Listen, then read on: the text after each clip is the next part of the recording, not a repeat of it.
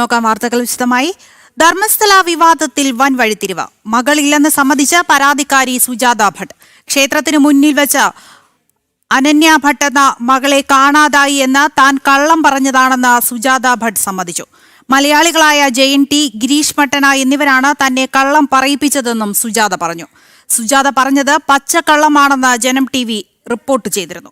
ഒരു യൂട്യൂബ് ചാനലിൽ നൽകിയ അഭിമുഖത്തിലാണ് സുജാതയുടെ തുറന്നു പറച്ചിൽ. വിവരങ്ങളുമായി അരുണാലത്തൂർ ചേരുന്നുണ്ട്. അരുൺ, ഇപ്പോൾ ഇതിൽ വഴിത്തിരിവുണ്ടായിരിക്കുകയാണ്. ഇപ്പോൾ സുജാത തുറന്നു പറഞ്ഞിരിക്കുകയാണ് തനിക്ക് മകളില്ല എന്ന്. എന്തൊക്കെയാണ് വിശദാംശങ്ങൾ?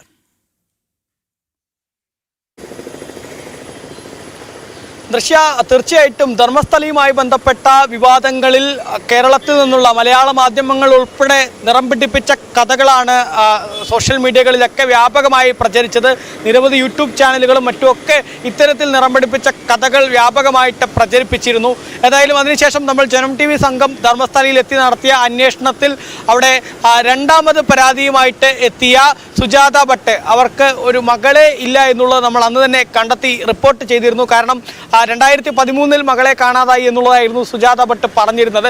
പക്ഷെ അതേ 2013 കാലഘട്ടത്തിൽ ഇവർ ഒരു പ്രാദേശിക മാധ്യമത്തിന് നൽകിയ അഭിമുഖത്തിൽ ഇവർക്ക് മക്കളൊന്നുമില്ല എന്ന് പറഞ്ഞ് ആ അഭിമുഖത്തിൻ്റെ പകർപ്പുൾപ്പെടെ നമ്മൾ റിപ്പോർട്ട് ചെയ്യുകയുണ്ടായി. മാത്രമല്ല ഇവരുടെ മകളായ അനന്യ ഭട്ട് എന്ന പേരിൽ നൽകിയ ചിത്രം, ആ ചിത്രം എന്നുള്ളത് അത് ഈ കുടക് സ്വദേശിയായ ഒരു വാസന്തി എന്ന സ്ത്രീയുടേതാണ് എന്നുള്ളത് നമ്മൾ കണ്ടെത്തിയെന്ന് റിപ്പോർട്ട് ചെയ്തിരുന്നു. ഏതായാലും ക്ഷേത്രമുറ്റത്ത് വെച്ച്, അതായത് പ്രശസ്തമായ മഞ്ജുനാഥ ക്ഷേത്രമുറ്റത്ത് വെച്ച് ക്ഷേത്ര ദർശനത്തിന് സുഹൃത്തുക്കളോടൊപ്പം എത്തിയപ്പോൾ തൻ്റെ മകളെ കാണാതായി എന്നും പിന്നീട് ഇതിന് പോലീസിൽ പരാതി നൽകിയപ്പോൾ പോലീസ് പരാതി സ്വീകരിച്ചില്ല എന്നും ഒരു വിഭാഗം ആളുകൾ തന്നെ മർദ്ദിച്ച് താൻ കോമയിലായി എന്നൊക്കെയായിരുന്നു ഈ സുജാത ഭട്ട് പറഞ്ഞിരുന്ന കാര്യങ്ങൾ. അതെല്ലാം പച്ചക്കള്ളമാണ് എന്ന് നമ്മൾ അന്ന് റിപ്പോർട്ട് ചെയ്ത വാർത്ത, ആ വാർത്ത ശരിവെക്കുന്ന തരത്തിലാണ് ഇപ്പോൾ സുജാത ഭട്ടിൻ്റെ തന്നെ പ്രതികരണം ഉണ്ടായിരിക്കുന്നത്. ഒരു യൂട്യൂബ് ചാനലിനും അതുപോലെ തന്നെ സുവർണ എന്ന കർണാടകയിലെ ചാനലിനും ഉൾപ്പെടെയാണ് ഇത്തരത്തിൽ താൻ കള്ളം പറയുകയായിരുന്നു എന്നുള്ളത് ഈ സുജാത ഭട്ട് തുറന്ന് സമ്മതിച്ചിരിക്കുന്നത്. സുജാത ഭട്ട് പറയുന്നത് തന്നെ കൊണ്ട് മലയാളിയായ ജയൻ.ടി, അതുപോലെ തന്നെ ഒരു ഗിരീഷ് മട്ടന എന്നീ 2 പേരാണ് ഇങ്ങനെ കള്ളം പറയാൻ വേണ്ടി പറഞ്ഞത് എന്നുള്ളതാണ്. ഈ 2 പേരും അവിടുത്തെ സൗജന്യ തിരോധാനവുമായി ബന്ധപ്പെട്ട അല്ലെങ്കിൽ സൗജന്യയുടെ കൊലപാതകവുമായി ബന്ധപ്പെട്ട് രൂപീകരിച്ച ആക്ഷൻ കമ്മിറ്റിയിലെ അംഗങ്ങളാണ്. കേരളത്തിൽ നിന്ന് പോയിട്ടുള്ള മനാഫ്, ലോറി ഉടമയായ മനാഫ് ഉൾപ്പെടെ ഉള്ള ആളുകളൊക്കെ ഈ ആക്ഷൻ കമ്മിറ്റിയിലെ പ്രതിനിധികളാണ്.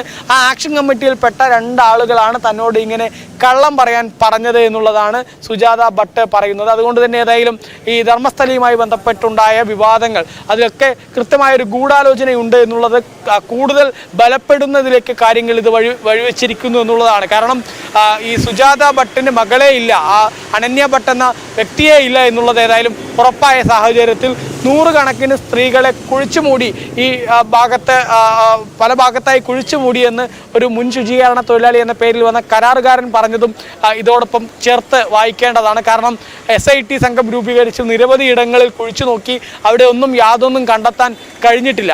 ഈ സാഹചര്യത്തിൽ തന്നെ ഇതെല്ലാം കൃത്യമായൊരു തിരക്കഥയുടെ ഭാഗമാണ് എന്നുള്ളത് തന്നെയാണ് ഏറെക്കുറെ മനസ്സിലായി വരുന്നത് എന്നുള്ളതാണ്. ഏതായാലും കർണാടകയിലെ ഉപമുഖ്യമന്ത്രിയായ DK ശിവകുമാർ ഉൾപ്പെടെ നേരത്തെ പറഞ്ഞിരുന്നു ഇതിലൊരു ഗൂഢാലോചനയുണ്ടോ എന്ന് സംശയിക്കുന്നു, ആരെങ്കിലും ഗൂഢാലോചന നടത്തിയിട്ടുണ്ടെങ്കിൽ ആരെയും വെറുതെ വിടില്ല എന്നൊക്കെ പറഞ്ഞിരുന്നു.